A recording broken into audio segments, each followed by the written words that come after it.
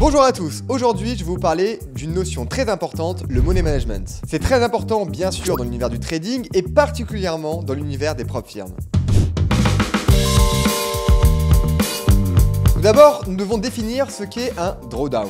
Un drawdown est une perte successive qui va vous arriver. Donc par exemple, vous avez un compte à 1000 €, vous passez votre compte à 500 €, donc vous accusez une perte de 50%. Pour arriver à revenir de ces 50%, ça va être extrêmement compliqué. C'est pour cela que ça va être très important d'arriver à bien gérer son drawdown. Et d'ailleurs, vous pouvez voir sur le tableau qui s'affiche à votre écran que pour arriver à comeback, il y a évidemment plusieurs paliers. Et bien sûr, plus le drawdown est conséquent, plus le comeback va être difficile. Là, regardez bien d'ailleurs sur ce tableau, quand on est à 50%, pour arriver à revenir, ça va demander beaucoup d'efforts, ça va demander beaucoup de trades gagnants. Donc c'est très important justement d'arriver à bien contrôler ces risques pour ne pas être un trader qui va faire, je sais pas, peut-être parfois des plus 10%, mais après le lendemain il va faire moins 15%, le surlendemain plus 20, etc. etc.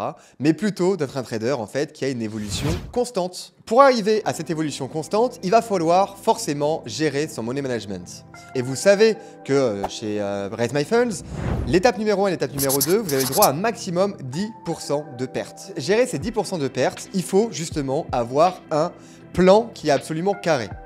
Donc ce qu'on veut faire au début, c'est de faire maximum un trade avec 1,5% de votre capital. C'est vraiment le maximum de chez maximum. Si vous tradez chez RaiseFX, le broker directement, vous pouvez vous permettre de partir à 2%, mais ça sera vraiment le maximum. Lorsque vous faites une série de 4 pertes avec 1,5%, ça va vous emmener du coup à une perte totale de 6% au niveau de votre compte. Donc vous l'avez compris, c'est très important d'arriver à bien maîtriser son money management quand on veut réussir à passer des propres firmes. Le premier conseil que j'ai à vous donner, c'est de jamais dépasser 1% au niveau des prises de risque que vous faites.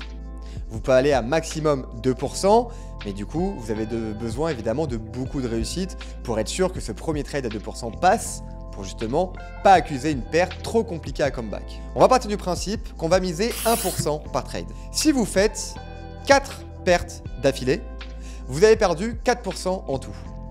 À la suite de ça, on va réduire de 50% notre risque, c'est-à-dire on va prendre des trades que de 0,5%. Ensuite, si vous perdez une nouvelle fois 4 fois d'affilée, ce qui va faire 8 fois en tout quand même, vous allez une nouvelle fois réduire votre risque de 0,25%. Donc on s'entend, évidemment, il y a plein de stratégies différentes au niveau du trading. Certains ont les objectifs d'avoir un risque to reward, donc un ratio risque-récompense de 1. Tu mises 100 €, tu récupères 100 €.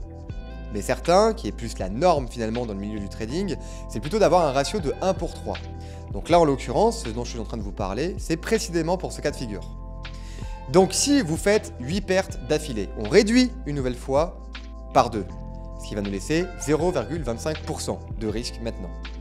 Et une nouvelle fois, rebelote, si vous perdez une nouvelle fois 4 fois d'affilée, eh bien vous restez à 0,25%.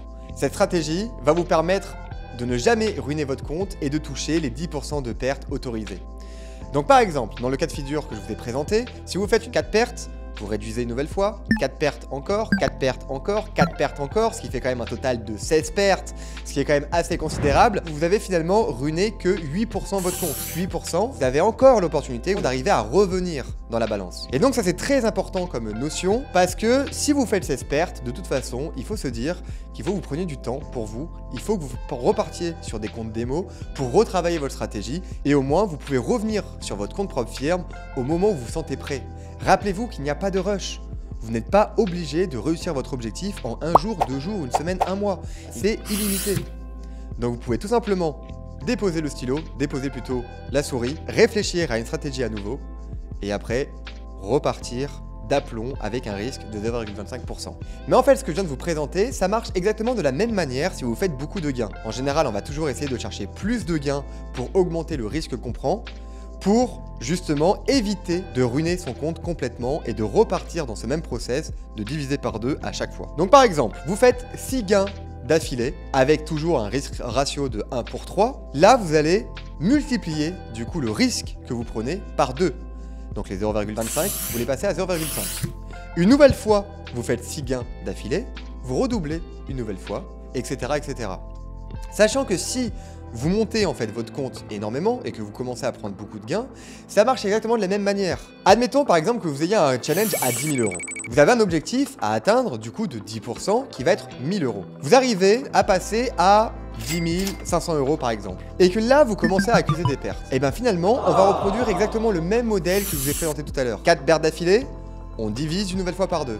Encore 4 pertes, on redivise par 2 une dernière fois. Ça va vous permettre en fait de toujours être en gain, même si finalement vous accusez beaucoup de pertes. Et après, on repart exactement dans le même processus. Si vous arrivez à retravailler votre stratégie, et bien une nouvelle fois, on va multiplier le risque qu'on prend une fois qu'on aura fait des gains successifs.